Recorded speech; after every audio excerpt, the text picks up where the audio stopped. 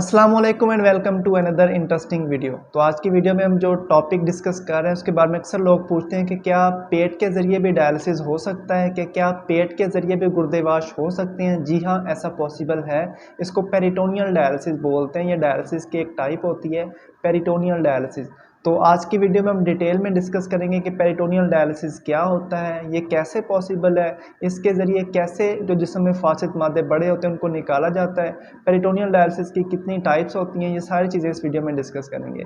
तो peritoneal dialysis basically peritoneal cavity के ज़रिए होता है। पेरिटोनियल कैविटी क्या होती है? हमारी पेट में एक खाली स्पेस होती है, अल्लाह ताला ने रखी हुई है, उसको पेरिटोनियल कैविटी बोलते हैं। तो उस कैविटी में क्या होता है? फ्लूइड आ सकता है, कुछ पानी आ सकता है, फ्लूइड आ सकता है। तो उस जो पेरिटोनियल कैविटी होती है उसके इर्द गिर्द कैपिलरीज होती हैं, खून की नालियाँ होती हैं। उन खून की नालियों में खून बहता है। तो जो खून होता है उसके अंदर फासिद मादे यूरिया, क्रेटिनिन, पोटाशियम, फास्फोरस सारी चीज़ें बड़ी होती हैं। तो उस पेरिटोनियल कैविटी के अंदर हम एक कैथीटर डाल के, जिसको पेरिटोनियल डायलिसिस कैथीटर बोलते हैं, जो कि सर्जन डालता है, उस कैथीटर के ज़रिए उस कैविटी के अंदर फ्लूइड भेजा जाता है, एक पानी भेजा जाता है ख़ास किस्म का, जिसको पेरिटोनियल डायलिसिस फ्लूइड बोलते हैं। तो वो फ्लूइड उस कैविटी के अंदर जाता है। वो फ्लूइड कांटेक्ट में आता है उन कैपिलरीज के अंदर मौजूद ब्लड के साथ। डायरेक्ट कांटेक्ट में नहीं आता, दरमियान में मेम्ब्रेन होती है। तो ब्लड में मौजूद जितने भी फासिद मादे यूरिया, क्रेटिनिन, पोटाशियम, फास्फोरस जो चीज़ें बड़ी होती हैं वो डिफ्यूज़ करके उस पानी के अंदर, उस फ्लूइड के अंदर आ जाती हैं, और उस फ्लूइड को फिर हम ड्रेन कर देते हैं, जिस्म से बाहर निकाल देते हैं, और इस तरह से ये अमल रिपीट होता रहता है। इसको बोलते हैं पेरिटोनियल डायलिसिस। इस सारे अमल के दौरान मरीज़ को कोई तकलीफ़ नहीं होती, कोई पेन नहीं होती, मरीज़ का कोई ब्लड जिस्म से बाहर नहीं आता है, मरीज़ को किसी किस्म के कोई इन्फेक्शन जैसे कि हेपेटाइटिस हो गया, एचआईवी हो गया, या खून के ज़रिए फैलने वाले जो भी इन्फेक्शन होते हैं उनसे कोई ख़तरा नहीं होता है। तो अभी हम डिस्कस कर लेते हैं कि पेरिटोनियल डायलिसिस के क्या प्रिंसिपल्स होते हैं। तो एक प्रिंसिपल तो अभी हमने बात कर ली, इसको डिफ्यूजन बोलते हैं, कि ब्लड से वो चीज़ें जो बड़ी हुई हैं, यूरिया, फासिद मादे, वो डिफ्यूज़ करके आ रहे हैं उस फ्लूइड के अंदर, फ्लूइड को हमने बाहर निकाल दिया, ड्रेन कर दिया। तो जो दूसरा प्रिंसिपल है, यानी कि जो अल्ट्रा फिल्ट्रेशन है इस पेरिटोनियल डायलिसिस के अंदर, जिस्म से जो बढ़ा हुआ पानी है, क्योंकि यूरिन नहीं आ रहा होता गुर्दे के मरीज़ को, तो जिस्म में पानी बढ़ जाता है। तो वो जो बढ़ा हुआ पानी है उसको कैसे निकालना है, अल्ट्रा फिल्ट्रेशन कैसे करनी है। तो यहाँ पे जो हम अल्ट्रा फिल्ट्रेशन करते हैं वो एक ऑस्मोटिक ग्रेडियंट जनरेट करके करते हैं। वो ऑस्मोटिक ग्रेडियंट हम ग्लूकोज के ज़रिए जनरेट करते हैं। हम क्या करते हैं, जो फ्लूइड हमने पेट में भेजना है उसके अंदर हम ग्लूकोज की कंसनट्रेशन को बढ़ा देते हैं, और ब्लड में ग्लूकोज की कंसनट्रेशन कम होती है। तो यहाँ पे ऑस्मोसिस का प्रिंसिपल्स हो रहा होता है। ऑस्मोसिस ये होता है वाटर मॉलिक्यूल्स की मूवमेंट लोअर सॉल्यूट कंसनट्रेशन से हायर सॉल्यूट कंसनट्रेशन की तरफ ऑस्मोटिक ग्रेडियंट की वजह से।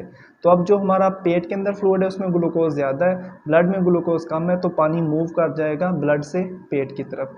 तो अगर हमने किसी पेशेंट का ज़्यादा अल्ट्रा फिल्ट्रेशन करना है तो हम उस फ्लूइड के अंदर ग्लूकोज की कंसनट्रेशन को बढ़ा देते हैं। इस तरह से हमारे पास डिफरेंट कंसनट्रेशन वाले फ्लूइड्स आते हैं, जिसमें 1.5% वाला होता है, 2.3% वाला होता है, 4.25% वाला होता है। तो जिस पेशेंट की जितनी ज़्यादा अल्ट्रा फिल्ट्रेशन रिक्वायर होती है उसका हम उतना ज़्यादा ग्लूकोज वाला सोल्यूशन यूज़ कर लेते हैं। तो ये सिंपली होता है कि पेरिटोनियल डायलिसिस कैसे होता है, इससे अल्ट्रा फिल्ट्रेशन कैसे होती है। तो अब हम डिस्कस करते हैं कि इसकी कितनी इकसाम होती हैं, कितनी तरह का पेरिटोनियल डायलिसिस होता है। तो पेरिटोनियल डायलिसिस दो तरह का होता है। एक को बोलते हैं मैनुअल तरीके से करने वाला पेरिटोनियल डायलिसिस, और दूसरा होता है ऑटोमेटेड तरीके वाला। जो मैनुअल तरीके वाला है उसका नाम है CAPD, continuous ambulatory peritoneal dialysis. वो सिंपल होता है। उसमें क्या होता है कि ग्रेविटी के ज़रिए आप उस कैथीटर के थ्रू पेट में पानी भेजते हो और ग्रेविटी से ही ड्रेन कर देते हो। थोड़ा कुछ अरसा पेट के अंदर रहने के बाद ये कौन डिसाइड करता है कि कितना अरसा पेट में रहना है, ये आपका नेफ्रोलॉजिस्ट डिसाइड करेगा।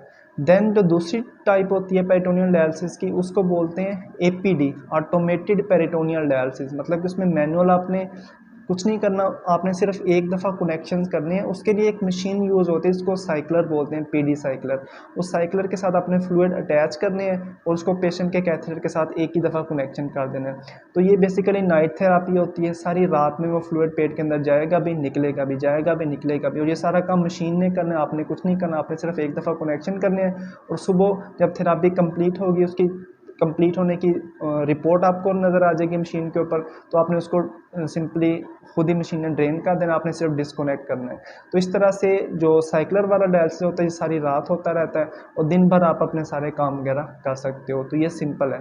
तो इससे नेक्स्ट वीडियो में हम डिस्कस करेंगे कि जो पेट वाला डायलिसिस यानी कि पेरिटोनियल डायलिसिस, उसमें और जो ब्लड वाला डायलिसिस यानी कि हीमोडायलिसिस, दोनों में क्या डिफरेंस होता है, दोनों में से कौन सा बेहतर है, आपको कौन सा चूज़ करना चाहिए। इस वीडियो में अब तक के लिए इतना ही, मिलते हैं एक नेक्स्ट वीडियो में, तब तक के लिए अल्लाह हाफिज़।